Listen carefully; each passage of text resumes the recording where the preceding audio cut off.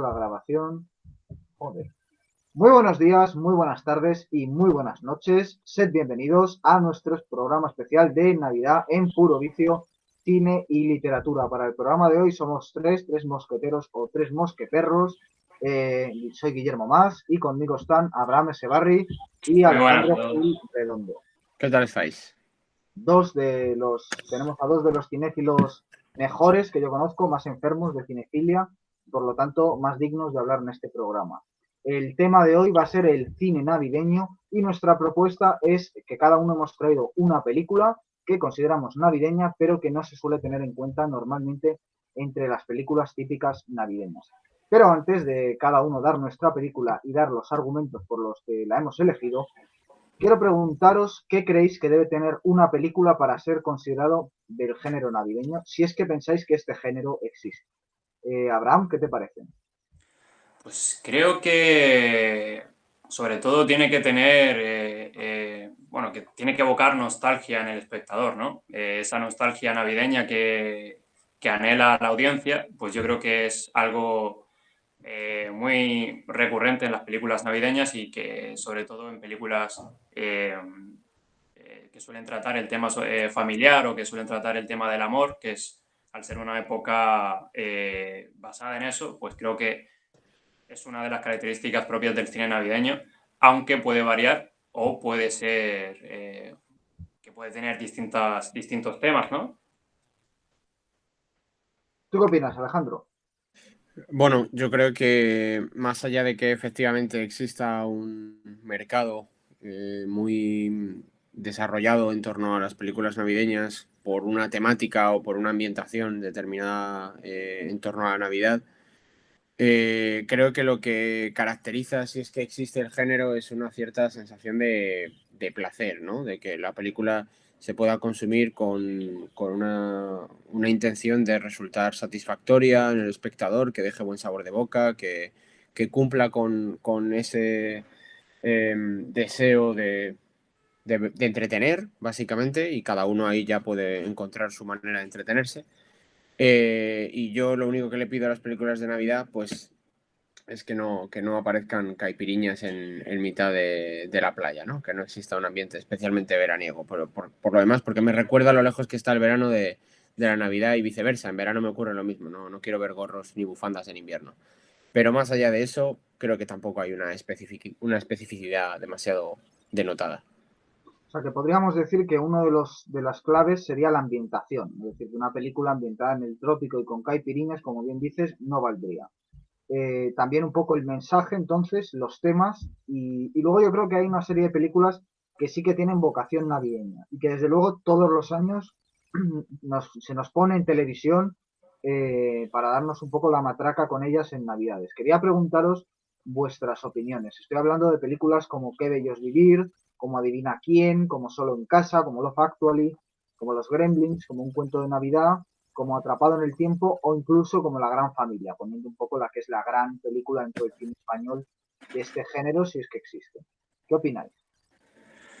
Sí, yo creo que, bueno, como dices tú, todas las navidades, el tema de este tipo de películas que son típicas navideñas, ¿no? Son las que se suelen mostrar, pero dentro de esas suelen destacar algunas, como por ejemplo nombraste Love Actually, para mí eh, es de Richard Curtis, el director que hizo Una cuestión de tiempo y películas muy empalagosas.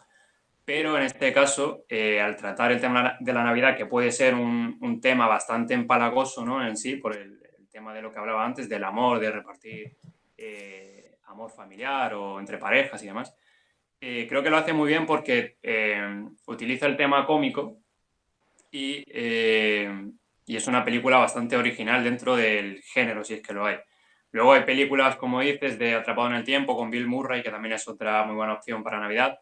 O películas que se me vienen a la mente, como son El Grinch, que es una película bastante curiosa, de Jim Carrey. Y películas típicas ya como Pesadillas antes de Navidad o Polar Express, que son películas ya, pues eso, hechas para la Navidad y ambientadas en época navideña, ¿no?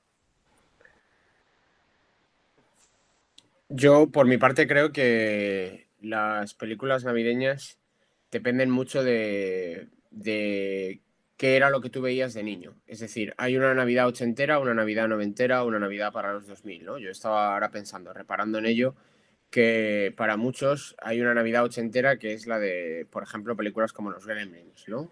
Todas estas películas del cine de Spielberg que ahora están tan en boga cuando se han hecho estas series de televisión como Stranger Things, que pretenden evocar ese tipo de nostalgia, ese tipo de mundo, ¿no? Hay una Navidad noventera que para mí es la de Solo en Casa, con Macaulay Culkin haciendo de Kevin McAllister y con ese mundo aventurero del niño que se tiene que enfrentar a dos gángsters que intentan entrar en su casa, ¿no? Con los puntos cómicos propios de la época. Y luego supongo que, por ejemplo, en los 2000 pues están todas las películas de Harry Potter. Yo creo que la Navidad o la película navideña se corresponde con la evocación de la nostalgia que se relaciona con la película que tú fuiste a ver aquella Navidad en la que eras un niño. Casi todas estas películas tenían un estreno navideño y que coincidían con el periodo vacacional escolar en el cual, no sé, se llevaban los chavales al cine y veían una determinada película. Los estrenos de Disney muchas veces, por ejemplo, también se reservaban precisamente para el periodo vacacional. Y creo que hay una conexión simbólica que genera una determinada atmósfera o un determinado relato mítico personal para las biografías particulares de cada uno de nosotros que constituyen esa evocación, ¿no? Yo añoro que en los colegios se pusiera, como se me ponía a mí, que habías vivir de Capra y se instituía una suerte de fábula moral para que los chavales nos fuéramos a casa durante la Navidad con una determinada idea en la cabeza de lo que significaban las Navidades como un espacio de comprensión, amor, redención, etcétera, y todo lo que hay ahí, ¿no? Hoy en día veo imposible que ningún profesor se atreva a hacer eso en su aula con sus alumnos si no quiere vivir un motín por parte de todo el alumnado. Pero vamos, más allá de eso, yo creo que hay una especial relación con la infancia y con cómo se empieza a formular tu universo cinematográfico cuando eres un niño y que a partir de ahí hay unas directrices para escoger películas. Hay una cosa que has dicho que me ha parecido que da muy bien pie ya que introduzcamos cada uno la película, que es el tema generacional, porque al final sin pretenderlo, y esto ya lo digo más de cara al público, es decir, nosotros no sabíamos qué película íbamos a traer cada uno prácticamente, salvo Abraham, que ha sido el más legal, no lo sabíamos hasta 5 minutos antes de empezar la grabación, pero sin pretenderlo hemos traído una película, si no me equivoco, de los 70, una película, si no me equivoco, de los 80 y una película, si no me equivoco, de los 90, con lo cual nos ha quedado también todo muy generacional para abarcar distintos públicos, pero ya digo que no está planificado. Entonces, si os parece, introducid cada uno qué película es y si queréis dar algún dato más objetivo, todavía sin entrar en la harina de por qué la hemos traído, sino sencillamente tal película y algún dato pues de dirección, de actores y algún incluso algo de sinopsis de la película y ya después pasamos a ver cada uno por qué la hemos traído. Abraham, ¿cuál es tu elección? Pues mira, yo he elegido una de las películas más ignoradas y olvidadas de un cineasta que seguramente nadie le conozca, un chaval que está empezando ahora en el mundo del cine, como es Steven Spielberg. No sé si os suena. Me han dicho que tiene talento, ¿no? Tiene algo, yo creo que va a llegar. Pues es la película Atrápame si puedes, que está protagonizada por DiCaprio en su papel de joven seductor y delincuente. Y el dúo lo conforma Tom Hanks, que hace de detective, y está basado en una historia real, la cual, bueno, leo la sinopsis, está basada en una historia real. En los años 60, Frank Abagnale, que es el DiCaprio, es un joven y escurridizo delincuente que adopta diversas identidades, médico, abogado y copiloto de líneas aéreas, mientras que Carl Harrantai, Tom Hanks, un agente del FBI, tiene la misión de seguir su pista y capturarlo para llevarlo ante la justicia. Pero Frank siempre va un paso por delante de él. Es una película muy entretenida, muy fresca, bastante original y sobre todo es un cambio en el registro de Spielberg en esa época porque la película no se hizo en los 90, se hizo en el 2002, pero casi. Y anteriormente había hecho películas como Inteligencia Artificial y Minority Report y fue un cambio, ¿no?, de registro en este caso porque es un thriller cómico que funcionó muy, bueno, funcionó más o menos, pero que para mí personalmente es una película que merece mucho la pena. Alejandro, ¿cuál nos has traído? Yo he escogido Los tres días del cóndor, que es una película que dirige Sidney Pollack en el año 1975, protagonizada básicamente por un Robert Redford espectacular, con Faye Dunaway y Max von Sydow como antagonista principal. Cine clásico de espionaje, creo que rodado con muy buen gusto, y que solo por ver cómo a Robert Redford le quedan de bien los cuellos subidos del abrigo ya merece la pena. Yo creo que solo por eso ya hay que ver la película.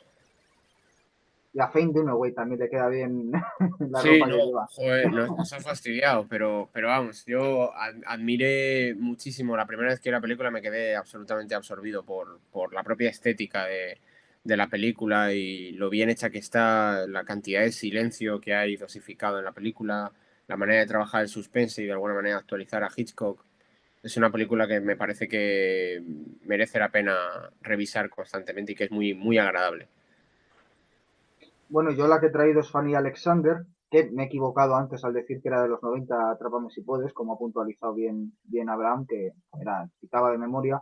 Esta sí es del año 82 y es una película de Ingmar Bergman, que en principio iba a ser su última película, luego tuvo que retractarse y hacer Saraband, un poco para continuar Historia de un matrimonio, y que es una película que quiso dedicarse a sí mismo, a su infancia, a su amor al cine y al arte, y le quedó una película larga, pero extraordinaria, muy bella en los detalles, vitalista, la más vitalista es sin duda, y quizás por eso la mejor de la filmografía de Berman, y le quedó una película de un color cálido, que es bellísima en los interiores, en los exteriores, con un plantel de actores todos excelentes, suecos, y con una historia que en definitiva gira en torno a la religión, a la vida, a la muerte, al paso del tiempo y a la familia. Y para mí esos como son los grandes temas navideños, y además la película está ambientada en Navidad, pues es un poco la razón por la que la he traído. Y ya de paso os pregunto por qué creéis que vuestra película tiene interés de que el espectador la vea ahora en Navidad. Pues yo creo que principalmente porque en Navidad lo que se suele ver son películas entretenidas, ¿no? Que entretengan a toda la familia, películas que se vean fácilmente y que no, sobre todo que no sean muy dramáticas, por así decirlo, sino que en el contexto alegre que es la Navidad, pues supongan esa, pues esa alegría, ¿no? que trae películas así de este tipo navideñas. En el caso de Atrápame si puedes, es una película que es, aparte de entretenida, en la que, como comentabas fuera de la radio, de que es una película que te enganchas en la parte en la que cualquier parte de la película, es, es también una película muy fácil de ver y sobre todo tiene ese toque navideño porque sobre todo la parte final de la película ocurren varias escenas basadas en Navidad. Y no solo eso, sino que con su música, que yo soy muy fan de estos dos cantantes, se utiliza mucho en la película, que son otros que son dos autores que se recuerdan mucho, o sea, que llevan mucho la Navidad, como son Frank Sinatra y Nat King Cole. Así que por eso yo creo que es una muy buena opción para para ver Navidad, básicamente. Bueno, yo en mi caso he cogido Los tres días del cóndor, pensando quizás en un tipo de espectador diferente al que va a consumir una película, como hemos comentado antes, más canónica dentro de la Navidad, ¿no? Yo lo hago pensando quizás en un espectador más desengañado, más cínico, que no va a montar una mesa navideña especialmente elaborada, o que quizás tenga que pasar la Navidad solo, o que está hasta las narices ya de escuchar villancicos cada vez que sale a la calle, ¿no? Es una película que refleja muy bien el mundo del espionaje, y el espionaje al fin y al cabo siempre representa una mirada desengañada del mundo, y en el que los personajes tienen una cosmovisión muy, muy ácida, ¿no? Donde hay poco lugar para la verdad y todo es un juego retórico permanente de luces y sombras donde el trampantojo nunca termina de desvelarse, ¿no? Y no puede aspirarse a poco más que a sobrevivir en ese mundo, ¿no? Quizás yo la traiga precisamente por eso, porque estoy pensando en un espectador que ya ha tenido ocasión de derribar quizás los ídolos y desea sumergirse en una historia bien rodada, con buen gusto, sin excesivas pretensiones y con un excepcional reparto que creo que está a gran altura, solo por ver las interpretaciones de Redford y sobre todo Max von Sydow, que tanto llenaba la pantalla, ¿no? Merece la pena. Y además es curioso porque ambos habéis traído películas que yo creo que le hubieran gustado a Hitchcock. Como bien decía antes Alejandra. En el caso de Spielberg también yo creo que le hubiera gustado y de alguna forma ambos personajes viven vidas dobles. Puede que incluso sea más propia de lo que esperamos de espías, Atrápame si puedes, porque de hecho el personaje de DiCaprio, si no recuerdo mal, se obsesiona, entre comillas, con el James Bond de Sean Connery, ¿no? Ensaya frases de ese James Bond ante el espejo.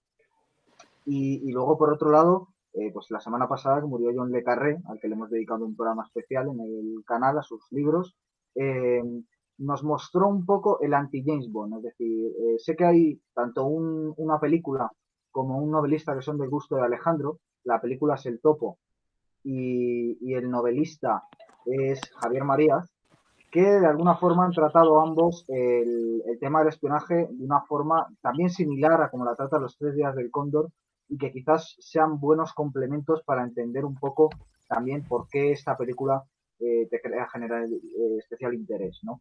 Lo que sí quería preguntaros es si recordáis cuándo descubristeis esta película, si fue en Navidades y si algunas Navidades vosotros habéis visto la película por algún tipo de eso, de nostalgia, de bueno, me voy a poner esta película que para mí tiene un significado especial en Navidades y por eso la habéis traído también hoy. Si queréis que empiece Alejandro por cambiar el orden. Y... Bueno, yo la verdad que no tengo ni idea de cuándo la vi por primera vez. La época en la que estaba, me refiero, no la tengo asociada a una etapa determinada. Sí recuerdo que fue de manera casual, muchos de mis descubrimientos del cine han sido de manera casual, poner la televisión y ver que estaban echando una película, interesarme por ella y seguir viéndola. Sí que recuerdo que ya fue hace años, eso sí, hará pues, más de 10 años. Y me quedé muy sorprendido más que nada por la imagen que tengo yo de ver a Robert Redford de un lado para otro por la ciudad, con muchísimo metraje en silencio, ¿no? Se ve sumergido en una historia de complots y espionaje sin quererlo. Y es muy interesante ver cómo la trama se va haciendo cada vez más compleja, más oscura, le va implicando más y se va generando el suspense, ¿no? Para orientar un poco a los espectadores, lo que se narra ahí es la historia de un tipo, que es el que representa a Robert Redford, que trabaja como funcionario de la CIA, nada de alto nivel, es un mero funcionario en una labor muy administrativa que consiste en leer libros constantemente, de manera voraz, para intentar detectar posibles mensajes encriptados que puedan estar pasándose a través de publicaciones que se van editando regularmente. Es su función leer libros para, digamos, interpretar de forma torcida o tangencial posibles mensajes que puedan estar ahí, lo cual ya a mí me parece un trabajo fascinante. O sea, que la administración se gaste el dinero en pagar un lector profesional para buscar mensajes encriptados ya era suficiente para seducirme a mí a nivel temático, ¿no? Y el hecho es que, bueno, la película arranca con que tiene que salir a por unos cafés. Para el resto de la oficina que está trabajando allí, va por unos cafés y cuando vuelve han asesinado a todos sus compañeros y no tienen ni idea de por qué, ni quién, ni cómo, ni... O sea, no sabe nada. Lo que sabe es que a partir de ese momento él se ha salvado por una casualidad y no tiene ni idea de nada más. No sabe en qué está participando, por qué ha ocurrido todo eso, qué les ha llevado a morir y debe empezar a huir, en principio, para salvarse e intentar entender en qué medida él es una pieza de un tablero de ajedrez muchas veces más grande de lo que él imaginaba, ¿no? Cuando era un simple lector. Entonces, a partir de ahí se desarrolla con muy buen gusto un guión, ya digo, en la mejor línea de Hitchcock, con todo el suspense. Creo que Robert Redford encarna a un Cary Grant, como podemos ver ahora no me viene el título. Con la muerte en los talones. Con la muerte en los talones, eso es. En esa idea de, pero ¿por qué yo? ¿Por qué a mí? ¿Cómo se ha podido producir esto? Y bueno, luego además interviene pues con muy buen gusto un romance, ¿no? Con Faye Dunaway, a la que el propio Robert Redford secuestra para protegerse él y utilizarla como escudo frente a las posibles organizaciones que estén intentando acabar con él.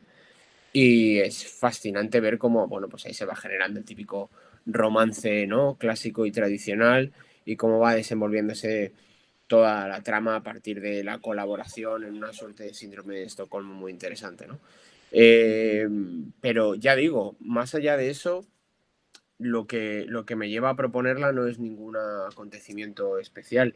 Sí que es verdad que la reviso de vez en cuando porque me provoca un cierto placer saber que se hacía este cine, saber que se puede hacer cine con buen gusto, sin pretensiones, que eso para mí es fundamental, y que genera una sensación de que está muy bien construida la trama, ¿no? De que se podían escribir buenos guiones. Es verdad que está basado en una novela de James Gravy, pero que se podían hacer guiones con solvencia y tratando con inteligencia al espectador.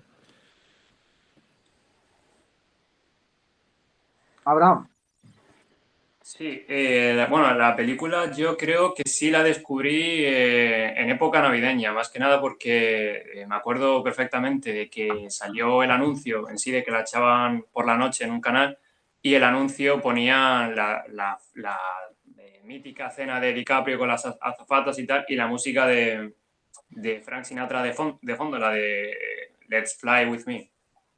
Y cuando vi eso, pues me entró mucha curiosidad y la vi entera y me encantó. Es una película que tiene bastante que ver con la Navidad, como dije, porque también habla mucho sobre la relación paterno-filial y o sea, es un tema bastante importante en la película. Y sobre todo, a mí me gustó personalmente por el tema de que es un duelo de interpretaciones, ¿no? Me gusta mucho las películas en las que hay dos personajes protagonistas y en la que hay un duelo entre ambos. Y creo que es la película de Spielberg desde Indiana Jones, de La Última Cruzada, creo que es, con Harrison Ford y Sean Connery. Creo que es desde esa película la siguiente con un duelo tan actoral tan potente como esta, pues es esta, es la de DiCaprio y Tom Hanks. De hecho, DiCaprio lo hace, a pesar de ser súper joven, lo hace súper bien, en un papel de adolescente irresistible y criminal como fue Paul Newman bueno, en Dos hombres y un destino creo que es la película, y Humphrey Bogart en otras tantas. Y lo hace muy bien, y aparte tiene a Tom Hanks, que Tom Hanks no recuerdo un papel malo suyo, y en esta película está increíble.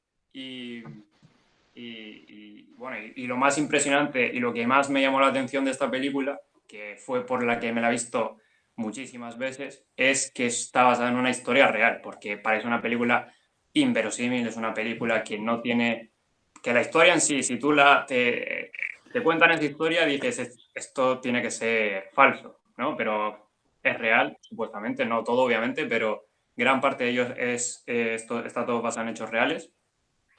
Y, y lo sorprendente es que es un joven, Frank Abagnale, que empezó falsificando cheques con 17 años y engañó, no sé cómo, es como lo que pasó aquí en España, ¿cómo se llama? El pequeño Nicolás, un poco pequeño Nicolás.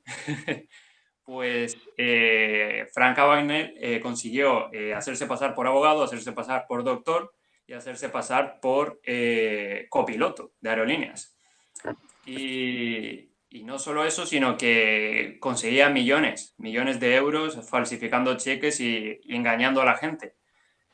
Y resulta que al final, pues, trabajó para la misma persona que le iba buscando toda la película, que es el agente de la CIA.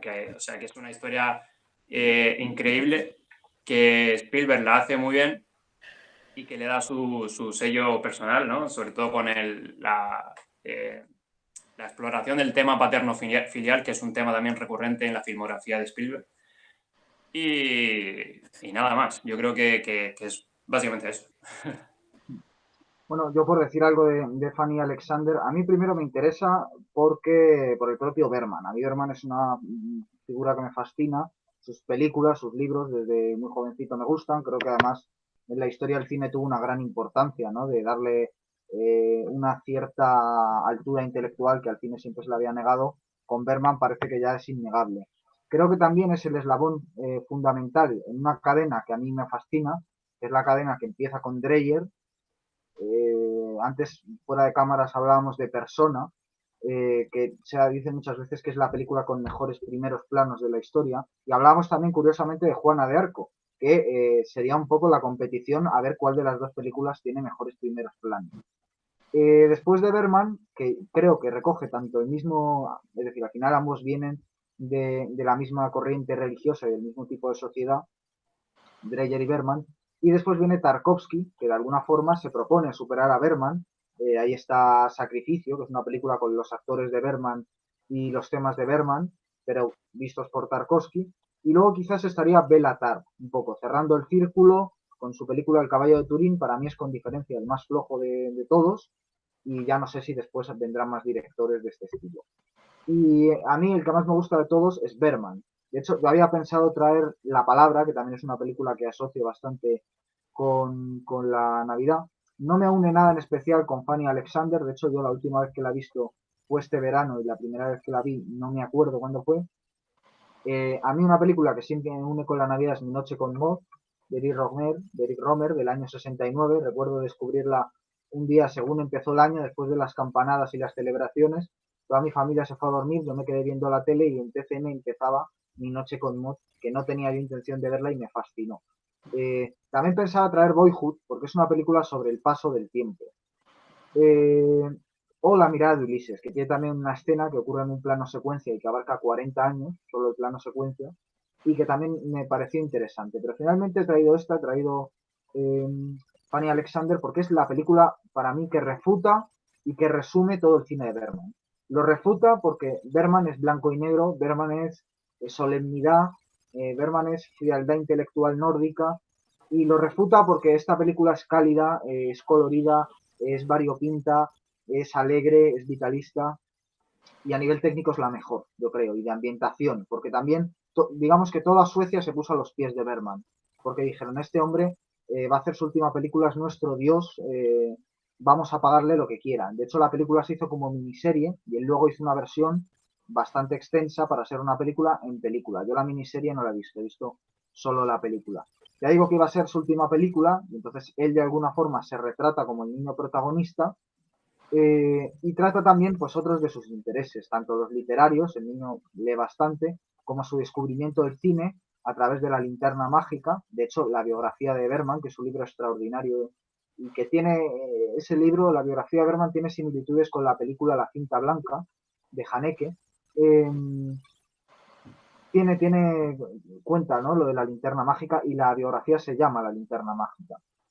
Y luego está el tema del teatro, porque Berman fue un gran director teatral, y en la película hay un hecho que parte en dos la película. La primera, digamos, sería una fiesta navideña, contada pues un poco presentando a todos los personajes.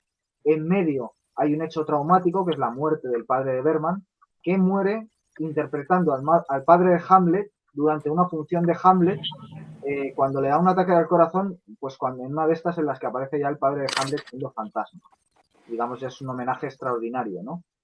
A partir de esto, su madre se tiene que casar con un sacerdote, que ya sabemos que allí los sacerdotes se pueden casar, los protestantes, y le lleva a un castillo, sin exagerar, donde vive el sacerdote con su madre y con su hermana, que son dos arpías.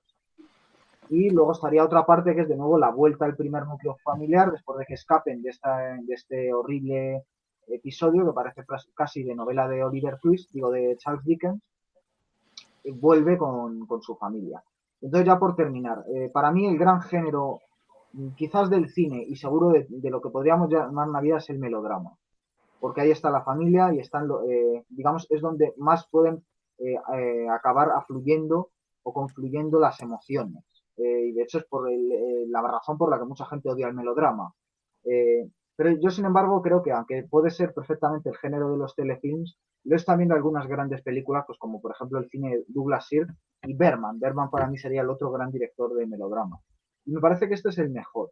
Me parece que en este es donde él trata los temas más bonitos, entre comillas, y donde él pone más carne en el asador, siendo un director que siempre ponía carne en el asador.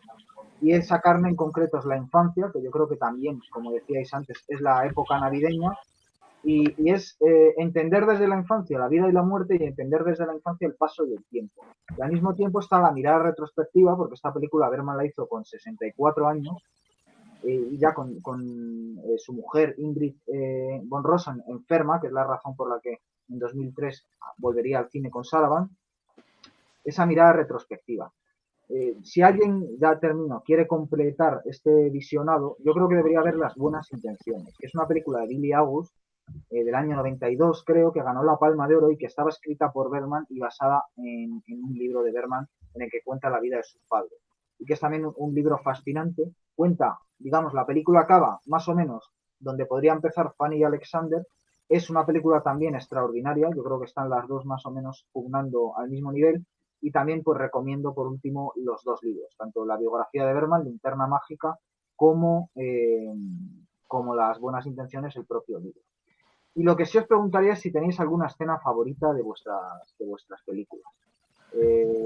O alguna escena o algún plano, o alguna imagen, o algún gesto, ¿no? Antes comentabais, por ejemplo, Alejandro, lo de las calles vacías, algo que con los que os quedarais. No sé qué podéis decir. Bueno, yo sí que tengo muchas imágenes, pero si me tengo que quedar con una, aparte de los planos que ocupa Max von Sydow, que lo hace extraordinariamente bien como sujeto intimidatorio, hay muchas imágenes, y estoy hablando de memoria, pero hay muchas imágenes, muchas escenas tomadas dentro de cabinas telefónicas en las cuales se llama por teléfono subrepticiamente y a toda velocidad antes de que alguien venga y te pegue un tiro, ¿no? Es fascinante cómo se usan las gafas dentro de la película. Tanto el personaje de Max von Sydow como el propio Robert Redford llevan unas gafas que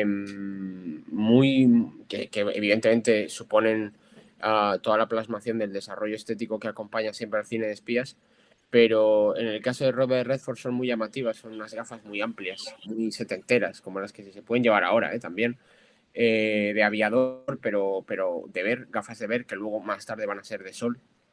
Y tengo en la memoria un plano muy curioso que está ya en el tramo final de la obra, que es un momento en el que frente a la bahía en Nueva York, que se ven, creo recordar, se ve todo el escenario de la Gran Manzana, todo Manhattan. Está Robert Redford, como ya decía antes, con el cuello subido del abrigo, está intentando resolver finalmente la trama, ¿no? Y se cita con otro personaje en las inmediaciones de la bahía, después de todo el periplo de 3 días intentando sobrevivir. Y les recuerdo perfectamente, pues, con el cuello del chaquetón subido, las gafas de sol, en ese amanecer temprano, a punto de resolverse toda la trama. De hecho, cuando uno busca imágenes sobre los 3 días del Cóndor, la imagen que suele aparecer es esa, es precisamente ese plano, ¿no? Es pura estética. O sea, yo reconozco que una parte de mi fascinación por el cine en general, por el arte en general, y con esta película es la pura estética. El vestuario es sensacional, la propia música, la manera en que los personajes van persiguiéndose por Nueva York, a mí me parece formidable. Y yo me quedaría con eso, con la fuerte imprimación estética que deja en el espectador, que lo hace muy atractivo. Yo tengo tres escenas de la película que creo que resumen muy bien toda la película. La primera es una escena que para mí ya es icónica, que es cuando después de haber estafado a un montón de personas, DiCaprio se encuentra en un apartamento y es cuando va los agentes del FBI, en este caso Tom Hanks, con su grupo a investigar ese apartamento porque creen que el estafador está ahí. Y cuando llegan y abren la puerta, llega solo Tom Hanks, ve a DiCaprio saliendo del baño y dice, ah, pues es este el estafador. Pero lo que hace DiCaprio con su sonrisa seductora y tal es hacerse pasar por un agente de la CIA, diciendo que él había llegado antes, que se ha perdido, que ya habían detenido al culpable y que lo tenían ahí abajo. Y con su labia y con su manera de camelarlo a Tom Hanks, consigue salirse con la suya y sale. Esa conversación y ese momento creo que resulta muy... O sea, está súper bien filmado, está muy bien interpretado por ambos y creo que esa escena representa muy bien lo que fue la personalidad del protagonista, DiCaprio, ¿no? Luego la siguiente es en Navidad justamente, creo que se representa muy bien la relación que tenían ambos o la evolución de la relación de ambos en el momento en el que DiCaprio llama a Tom Hanks para desearle feliz Navidad. Y entonces cuando dice Tom Hanks que dice, me estás llamando porque estás solo. Pero realmente los dos están solos. O sea que al final son dos personajes que son fracasados en algún momento de la película, que luego como que construyen una relación paterno-filial, ¿no? Y en ese momento es cuando se muestra.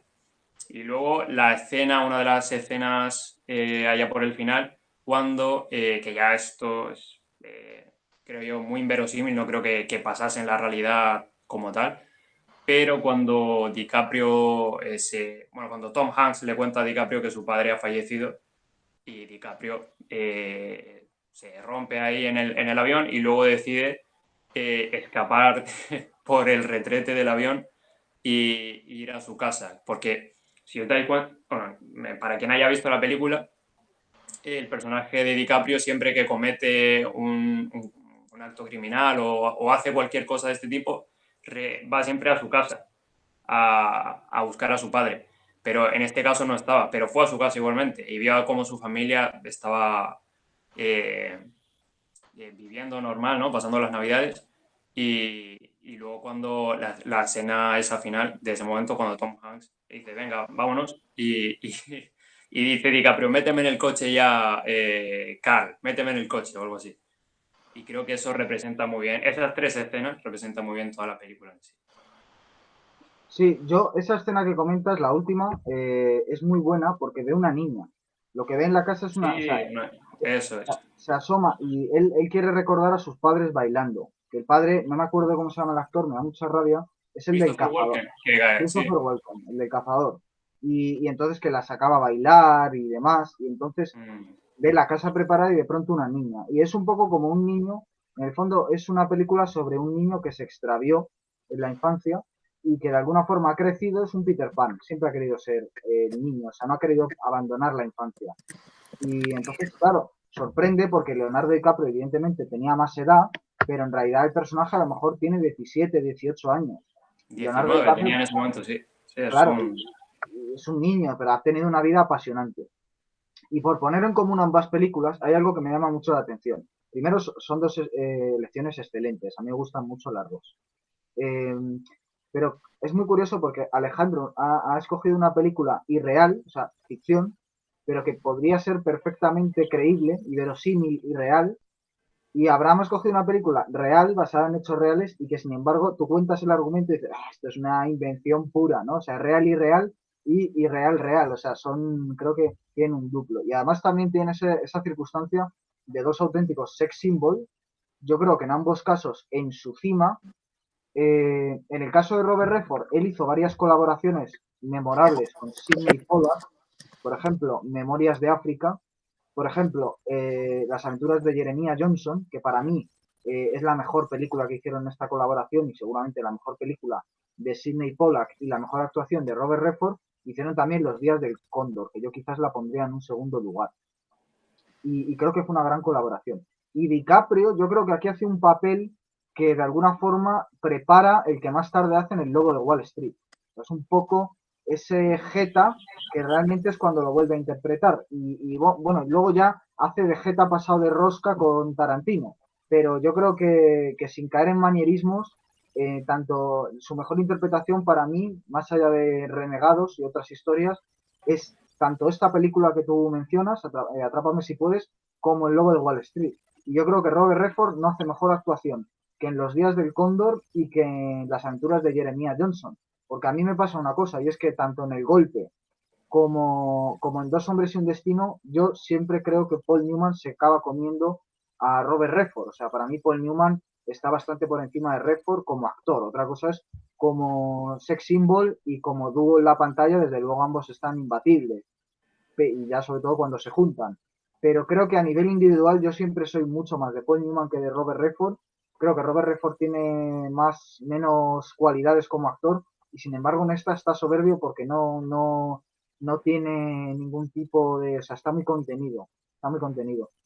Yo además... Fíjate que al año siguiente iba a rodar Todos los hombres del presidente con Dustin Hoffman en torno al caso Watergate, ¿no? Que me parece que es otra película excepcional, basado bueno, en todas las investigaciones que hizo Bob Woodward, ¿no? En torno al caso Watergate.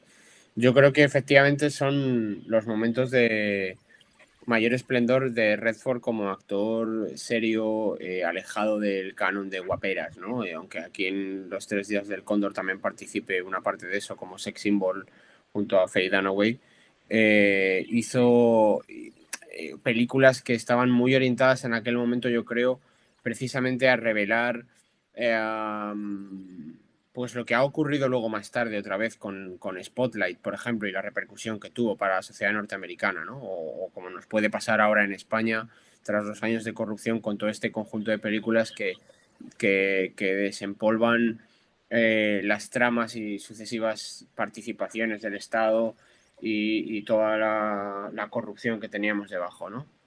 Yo creo que la sociedad norteamericana en aquel momento, sacudida por el Watergate, que yo creo que fue el mayor escándalo para la mentalidad norteamericana, tan tendente a conformarse con los relatos simplistas y de esplendor y de épica impoluta, supuso un gran cambio. Y yo creo que esta película está muy contextualizada o muy promovida por precisamente esa sociedad que despierta, empieza a rascar sobre la superficie y empieza a vislumbrar que las cosas no son lo que parecen o que hay, bueno, pues mucha basura por ahí debajo, ¿no? Sí, mira, me hace ilusión que cites a Dustin Hoffman y a la película de Pakula, a todos los hombres del presidente, porque precisamente hay otra película protagonizada por Dustin Hoffman que yo relaciono mucho con Los tres días del cóndor, que es Marathon Man, eh, que es una película con un argumento muy similar. De hecho, yo creo que incluso hasta comparten algún personaje, o sea, algún actor, quiero decir, y que en la que de alguna forma también es una revisión de North by Northwest, con la muerte en los talones, que es lo que tú comentabas antes, ¿no? Esa idea del el hombre que no tiene nada que ver con el mundo de espías, porque bueno, aunque Robert Redford trabaja para la CIA, su trabajo es puramente burocrático y que de pronto se ve introducido en un mundo puramente de espías, de novela, de película, y su vida anda en riesgo. Y luego en DiCaprio, yo creo que en Atrápame si puedes es una especie de Don Quijote, o sea, porque él, el primer, digamos, el primer impulso es que él lee cómics, él lee, si no recuerdo mal, Flash Gordon, de hecho se Flash, pone el nombre del personaje, y entonces él quiere protagonizar una vida excepcional. Y sí, es toda una película es por el padre, la relación con el padre. Él siempre que tiene dinero, cuando se va a casar con Amy Adams, que también está excepcional en la película y muy guapa, cuando se va a casar con Amy Adams, le va a ver y el padre le dice, no, tú corre, tú huye, no te pares, tú sigue. Eh, Y de alguna forma es porque él es todavía un niño que no se da cuenta de la gravedad de lo que está haciendo. Y Tom Hanks de alguna forma lo entiende, ¿no? Lo entiende sobre todo precisamente en Navidad. O sea, yo creo que en esta película sí que es clave la Navidad. Porque le llama en Navidad Leonardo DiCaprio a Tom Hanks, que es algo que se repite varias veces, se convierte casi en costumbre. Ya se llama le llama todas las Navidades y de hecho por eso le pilla una vez, porque le acaba pillando, porque sabe que le va a llamar en Navidad y le pincha el teléfono. Y, y de alguna forma sí que se crea esa dependencia paterno-filial, porque luego al final de la película acaba trabajando también en un trabajo burocrático que hubiera sido un poco como el que tiene Robert Redford. Y entonces, claro, está la duda, ¿se marchará, no se marchará? Porque tiene este afán escapista, que por cierto se repite en dos películas. O sea, yo relaciono dos películas con Atrápame si puedes. Una es Philip Morris Te quiero, protagonizada por Jim Carrey, y otra es una que no recuerdo cómo se llama, que sale Santiago Segura, es española, lo hace muy bien Santiago Segura, y que es una película sobre Vázquez, sobre el pintor, digo el pintor, el viñetista, y que también era un estafador y un cara dura y un jeta. Y entonces estas dos películas a mí, yo, sobre todo la de Philip Morris Te quiero, me recuerda mucho también por ese ánimo escapista a Atrápame si puedes, son del estilo. Y ya, yo por último os preguntaría eh, a qué género, aunque sea quizás un poco obvio, a qué género pertenece la película y un rasgo que queráis destacar, o característica, o ya, o sea, no tanto visual, sino algo de la película que quizás, antes comentaba Alejandro, la estética, un rasgo de la película. Alejandro, si quieres. Bueno, nada, en mi caso, yo diría que el género es evidente, es el género de espías. Sinceramente, aunque creamos que es un género muy trillado, yo sigo creyendo que hay muy pocas películas decentes de ese género. Es muy difícil hacer películas decentes de género de espionaje. Para mí se ha hecho mucha acción y se han hecho muchas películas que se inscriben o se quieren inscribir dentro del espionaje, pero yo creo que hay muy poco hecho, sinceramente. No es tan fácil adentrarse en ese género y hacerlo bien, porque casi todo o bien cae después en otros géneros o bien le da mucho espacio a la acción. Y para mí el género de espías no suele estar caracterizado por la acción. Puede haber alguna secuencia, pero es fundamentalmente un suspense y una acción que tiene que ver más con los diálogos, con la propia trama y con la idea de ver a ese personaje sumergido en un laberinto del que le cuesta salir, ¿no? Me interesa muchísimo cómo está hecho, la sobriedad para mí es fundamental dentro de la película, la contención no llega a los niveles del Topo, por ejemplo, que ya si hablamos en otra ocasión de la película comentaremos que es la otra película del género del espionaje que más me puede fascinar. Y yo me quedaría, como he comentado antes, con el tratamiento estético, a todos los niveles. Pero todo muy bien orquestado en torno a esa idea de contención, de silencio, de observación, de miradas. Hay mucha mirada dentro de la película, por eso lo que comentaba antes, el detalle de las gafas, donde los personajes están intentando escudriñar permanentemente en una oscuridad porque saben que un paso más allá puede haber un socavón que termine con su vida, ¿no? Me interesa mucho ese juego constante de realidad y apariencia, de ser incapaces de descifrar quiénes son los verdaderos enemigos o los aliados y ver al personaje absolutamente demencial, volverse demente por no saber ya en quién puede confiar. La destrucción de la confianza del hombre respecto de su entorno me parece formidable como tema y creo que es lo que acaba caracterizando ese despliegue estético a todos los niveles que ya he citado antes. Que además, perdona que interrumpa, Max von Sydow en esa película hace un poco un papel como de la muerte, o sea, porque es un tipo alto, o sea, una figura alta, Sí. esos rasgos cadavéricos de su rostro, esa seriedad, y que es un killer, o sea, es una película donde hace de killer un poco pues el papel que puede hacer Coronado en la caja 507 Mm. y ese tipo de papel de killer que ya solo con su presencia anuncia la muerte, ¿no?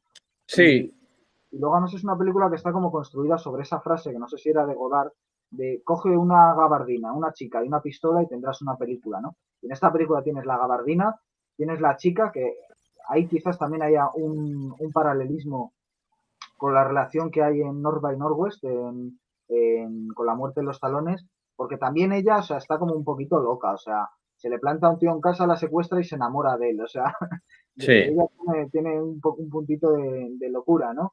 Y se hace ahí un romance. Y luego, por supuesto, pues en cuanto se hace con una pistola Robert Redford, ya tenemos todos los componentes, ¿no? sí, así es, así es. Yo creo que, bueno, le hemos dedicado menos tiempo a hablar de la interpretación de Faye Dunaway y de Max von Sydow. Pero bueno, creo que también el caso de Max von Sydow, poco más que decir. Es su valor intimidatorio. La manera de desplegar dentro de la película una suerte de figura autoritaria, simbólica, como tú dices, ¿no? De una suerte de hombre comprometido con su profesionalidad como superviviente y asesino eficaz. Eh, yo creo que representa muy bien esa eficiencia en su trabajo, esa capacidad para resolver problemas de manera tajante, firme y con sobriedad. Y el caso de Faye Dunaway, pues evidentemente como contrapeso y como espacio también para que el espectador pueda alcanzar una cierta distensión y pueda penetrar de una manera más tenue o más suave en ese mundo tan afilado que se nos presenta dentro de la película, ¿no? Pero bueno, yo creo que está muy bien resuelta, de verdad. Nunca diré que es una película, buah, una obra maestra. No es eso, no es eso. Es simplemente una película bien resuelta, sin pretensiones y que por eso me atrae. Sí, Abraham, un rasgo y el género de la película. Pues yo diría que la película, bueno, de hecho escuché a Spielberg hablar sobre la película y decía que Atrápame si puedes es la película más alegre que ha hecho él nunca. No sé si estoy de acuerdo en ello, pero me parece una película que entraría en el género de, por así decirlo, thriller cómico, en el que se basa más que nada en el juego del ratón que quiere, bueno, del ratón que quiere escapar del gato, ¿no? Y, y el rasgo a destacar, yo diría, el duelo de interpretaciones entre Tom Hanks y DiCaprio y sobre todo también, que no lo he mencionado, la música de John Williams, que me parece muy buena. Y hay una escena que creo que también, bueno, un diálogo de DiCaprio que representa también muy bien la película en sí y sobre lo que va, que es una frase que se repite varias veces en la película. Es una pequeña historia. El Que ratón, dice, ¿no? sí, dice, dos ratoncitos cayeron en un cubo de nata. El primer ratón enseguida se rindió y se ahogó. El segundo ratón decidió pelear y se esforzó tanto que finalmente transformó la nata en mantequilla y consiguió escapar. Y yo creo que está claro quiénes son los dos ratones, ¿no? Y nada, pues eso, es una película muy sencilla, muy divertida, fresca y para mí una de las grandes olvidadas de Spielberg. Que además, yo creo que yo destacaría de esa película el ritmo, El ritmo, sí. es que es imparable, o sea, imparable. Y la alegría, como bien dices, sobre todo porque además es una película muy irónica. Es decir, o sea, que muchas veces no es que te rías, pero sí que estás como sonriendo irónicamente por la ironía de los propios personajes. Por ejemplo, recuerdo una escena en la que Tom Hanks se come un bollo, le dice el otro, le dice DiCaprio, Carl, estoy hambriento, ¿me das un poco de este bollo? Y entonces el otro le dice, si me cuentas cómo aprobaste el examen. Y entonces le dice, "Oh, ya te enterarás". Y entonces el Estudiando. otro coge y se come el bollo de un bocado. O sea, tiene esos puntos que son muy graciosos y yo creo que al final es muy buen contraste con Los Tres Días del Cóndor, que yo creo que es una película donde si sonríes es porque te han pisado mientras ves la película, porque la película no invita a la sonrisa, pero no es una película tampoco que te tenga sufriendo, sino que lo que te tienes interesado. O sea, a mí me parece que es una de las obras, a mí sí me parece una obra maestra, y me parece una de las obras maestras del thriller. Además, Sidney Pollack, que es un director muy poco conocido y reconocido hoy en día, yo creo que en su época tuvo éxito, que además fue actor, recuerdo que sale en Ice White Shot, sale, hace un papelito pequeño, y tiene otra película que recuerdo que también me gusta mucho con Harrison Ford, de una bici Sí, que se estrella, no recuerdo el nombre de la película, y que también, Caprichos del Destino, creo que es. sí, porque por la temática de la película puede ser algo así, sí. Y que también me gusta mucho, es decir, es un hombre que yo creo que junto con De Palma, hombre, para mí De Palma es bastante superior, pero es un poco el gran continuador, como decías antes, muy bien de Hitchcock.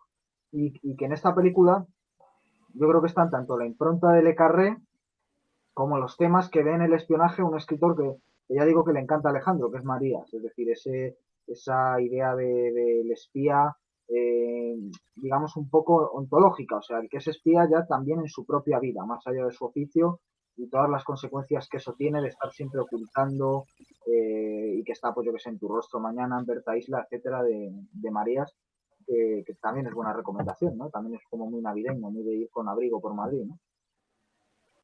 Totalmente, fundamental. Y poco más. Yo creo que con esto llegamos al final del programa. Creo que las tres películas son extraordinarias, o sea, creo que son tres películas imprescindibles para todo buen cinéfilo, que las tres son muy disfrutables, es decir, no son ni siquiera la de Berman ni la de Pollack, son muy duras, ¿no? Yo creo que son tres películas que se dejan ver con mucho interés y creo que hemos hecho una selección extraordinaria, con lo cual aquí concluye nuestro especial de Navidad. Me queda agradeceros vuestra presencia, eh, desear que volváis. Vamos a hacer más vídeos antes de que acabe el año y con lo cual seguramente no sea la última vez que se vean estas caras en el monitor.